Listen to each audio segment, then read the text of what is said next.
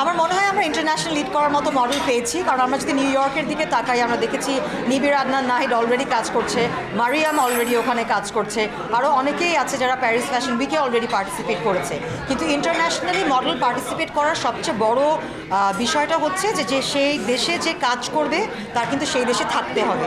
So সব কিছু ছেড়ে দিয়ে আসলে একজন মডেল সেখানে গিয়ে নতুন করে নিজেকে তৈরি করবে বা এস্টাবলিশ করবে, এটা অনেক বড় একটা সাহসের ব্যাপার। তো সেই জায়গাটায় হয়তো বা আমরা যাবো, it's taking a little time but we are getting there.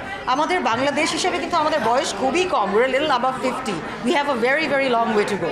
So I am hopeful. Garments সেক্টরে তো আমরা we've been at the top, আমরা ভালো জায়গায় আছি এখনও, অলদো আমাদের কিছু চ্যালেঞ্জেস ফেস করতে হচ্ছে, বা তারপরে ওয়ার ওয়েল। রিটেইলের জায়গাটা আমার মনে হয় আমরা এখন অনেক ব্র্যান্ডস দেখছি যারা আসছে এফ কমার্সের কারণে, তো একটা স্ট্যান্ড অন্য আরেকটা ব্যবসার ধরন আমাদের তৈরি হয়েছে, ই কমার্স এফ কমার্স আমরা যাই বলি। ওভারঅল কিন্তু দেখলে আমার মনে হয় যে রিটেল ইন্ডাস্ট্রিটাও ডেভেলপ করছে। একটা জায়গায় যেখানে আমার মনে হয় যে আমরা স্ট্রাগল করি সেটা হচ্ছে ব্র্যান্ডিং বাংলাদেশ। যখন আমরা বিশ্বের কথা ভাবি, যখন আমরা গ্লোবালের কথা ভাবি, এই ব্র্যান্ডিং বাংলাদেশের জায়গাটায় আমরা স্ট্রাগল করছি। আমার মনে হয় যারা অলরেডি ব্যবসা করছে তাদের এই বিষয়টাও চিন্তা করা উচিত যে শুধুমাত্র আমরা গার্মেন্টস এক্সপোর্ট করব না, আমরা ডিজাইনসও এক্সপোর্ট করব।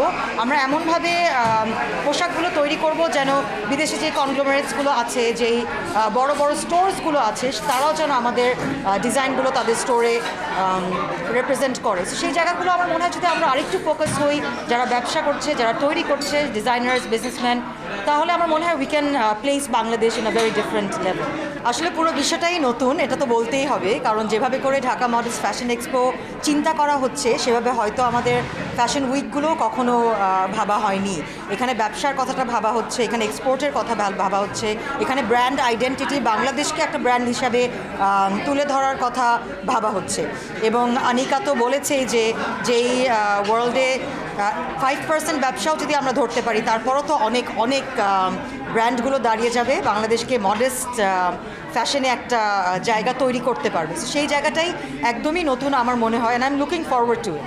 একটা ডিজাইনার যখন তার পোশাক তৈরি করছে সেটা কিন্তু তার ক্রিয়েশন, সেটা কিন্তু আর্ট, এবং সেই ক্রিয়েশন, সেই আর্টটাকে মানুষের সামনে তুলে ধরে কিন্তু আমাদের মডেলরাই। এখানে যে ডিফারেন্সটা সেটা হচ্ছে মডেস্ট ফ্যাশন এক্সপো এবং মডেস্ট ওয়্যারগুলোই আমাদের মডেলরা মানুষের সামনে তুলে ধরবে। প্রতিটা ডিজাইনারের সেই মডেস্ট ক্রিয়েশনটাই মডেলরা মানুষের সামনে তুলে ধরছে। যে আমাদের তো একটা স্ট্রং হেরিটেজ আছে, স্ট্রং কালচার আছে, সেই বিষয়গুলো যদি আমরা আমাদের মডেস্ট ওয়্যারে তুলে ধরি তাহলেই কিন্তু ওভারঅল পুরো দেশ থেকে একটা ভিন্নতা দাঁড়িয়ে যায়, এবং যখন ডিফারেন্সটা দাঁড়িয়ে যায় তখন কিন্তু একটা ডিমান্ড তৈরি হয়।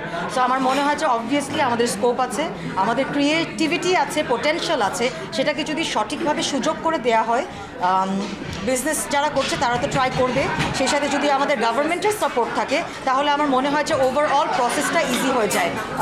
ফ্যাব্রিক প্রকিওর করা, তারপরে হচ্ছে যে বায়ার্সদের সাথে এক্সপোজ করা, এক্সপোর্টের জায়গাটাকে ইজ করা, যারা বিজনেস করছে তাদের জন্য অপরচুনিটিগুলো ক্রিয়েট করে দেওয়া, এই সব কিছু যদি মিলিয়ে একটা জায়গায় আমরা যেতে পারি, then of course we do have the potential to become a part of the international modest fashion. Internationally যখন আমরা মডেলিং ধরি তখন কিন্তু মডেলিং একটা অন ইটস ওন, এটা একটা প্রফেশন। বাংলাদেশে কিন্তু আমরা এটা এখনও সেভাবে করে নিতে পারি না।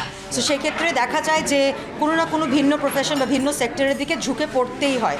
আশা করছি যে over a period of time আমরা এটা চেঞ্জ করতে পারবো, যেখানে আসলে মডেলরা শুধুমাত্র মডেলিং করেই এটাকে একটা প্রফেশন হিসেবে তারা নিতে পারবে। মডেলিং একটা প্রফেশন, প্যাজেন্ট্রি কিন্তু একটা প্রফেশন না। প্যাজেন্ট্রিতে যারা আসে তারা কিন্তু যে কোনো এরিয়া থেকে আসতে পারে, যে কোনো জায়গা থেকে আসতে পারে, এটা ডক্টর হতে পারে, লয়ার হতে পারে, যে কোনো ধরনের মানুষই কিন্তু প্যাজেন্ট্রিতে পার্টিসিপেট করতে পারে, এটা হচ্ছে মেন ডিফারেন্স। সেকেন্ড হচ্ছে যে একজন প্যাজেন্ট কুইন, কিং যখন রিপ্রেজেন্ট করে বাংলাদেশকে, তাকে কিন্তু বাংলাদেশ হিসেবে পরিচিত করা হয় সেই মঞ্চে। তো সেই জায়গাটা থেকে একটা ব্র্যান্ডিং বাংলাদেশের কিন্তু স্কোপ সেখানেই তৈরি হয়। প্যাজেন্ট ছোট হোক বড় হোক যাই হোক না কেন, আমাদের দেশের মেয়েরা যারা যাচ্ছে তারা কিন্তু ভালো করছে, এবং অনেকটা দিন ধরেই ভালো করছে। আমরা মিস ওয়ার্ল্ডে ঐশীকে দেখেছি একটা পর্যায় পর্যন্ত যেতে পেরেছে, আমরা মিথিলাকে দেখেছি সে মিস ইউনিভার্সে রিসেন্টলি খুব ভালো পার্টিসিপেট করেছে, তমা একটা প্যাজেন্ট জিতে এসেছে। প্যাজেন্ট ছোট হোক বড় হোক যাই হোক, যখন প্যাজেন্ট পুরো ইন্ডাস্ট্রিতে বাংলাদেশের নাম অল্প অল্প অল্প করে আসতে থাকবে, তখন কিন্তু আসলে অর্গানাইজাররা খেয়াল করা শুরু করবে যে না, বাংলাদেশ বলে একটা দেশ আছে যেখান থেকে আসলে ভালো ভালো মেয়েরা, ভালো ভালো ছেলেরা, ভালো ভালো পার্টিসিপেন্টরা আসছে। কারণ আমরা কিন্তু এখনও প্যাজেন্ট ড্রিভেন কান্ট্রি না, আমরা ভেনিজুয়েলার মতো না, আমরা ফিলিপিন্সের মতো না, যেখানে আসলে কলম্বিয়ার মতো না, ইভেন ইউএসের মতো না, যেখানে প্যাজেন্ট কুইন মানে পাগল হয়ে যায় তারা। প্যাজেন্ট কুইন যেরকমই হোক না কেন তাকে সাপোর্ট করার জন্য একদম পাগল হয়ে যায়। সেই জায়গাটায় আমরা এখনো যাইনি। সো আমাদের এখনকার যে মেয়েরা যাচ্ছে তারা কিন্তু এক অর্থে প্যাজেন্ট যোদ্ধা।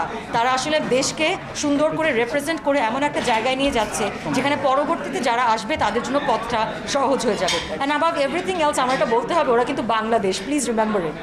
শো স্টপিং আউটফিট হয়, শো স্টপিং মানুষ হয়, এটা কিন্তু খুব রিসেন্ট এবং এটা আসছে কিন্তু আসলে আমাদের পাশের দেশ থেকে। আমরা যদি ইন্টারন্যাশনালি দেখতাম তারা কিন্তু কখনো এই জিনিস করে না। আউটফিটটা শো স্টপিং হতে হয়, ডিজাইনারের সেই লাস্ট ক্রিয়েশনটা অ্যামেজিং হতে হয় এবং সেই ক্রিয়েশনটা যে মানুষটা ক্যারি করতে পারবে, যে মডেলটা ক্যারি করতে পারবে তাকেই জেনারেলি পরানো হয়। এটা আসলে রিসেন্ট না, বেশ কিছু বছর আগে আমাদের একটা ফিল্ম হয়েছিল ইন্ডিয়ান, এবং সেখান থেকে ফিল্মের নাম ফ্যাশন, সেখান থেকেই কিন্তু আমাদের এই জায়গাটায়, আমাদের এই সেক্টরে এই জিনিসটা আসা শুরু হয়। এবং আমাদের ডিজাইনাররা মনে করে যে এখন যাদেরকে নেওয়া হচ্ছে যে তারা হয়তো বা তার পোশাকটা ঠিকঠাক মতো উপস্থাপন করতে পারবেন, অথবা এই ব্যক্তিটা সেই পোশাকটা পরলে মানুষের কাছে হয়তো বা সেই পোশাকটা পৌঁছাতে পারবে, এটা প্রমোটেড হবে ঠিকঠাক মতো। এখন ডিজাইনার যদি মনে করে যে এই মানুষটার জন্য, তার এই ক্রিয়েশনটার জন্য এই ব্যক্তিটি প্রযোজ্য, তাহলে I think it's fine, there is nothing wrong with it.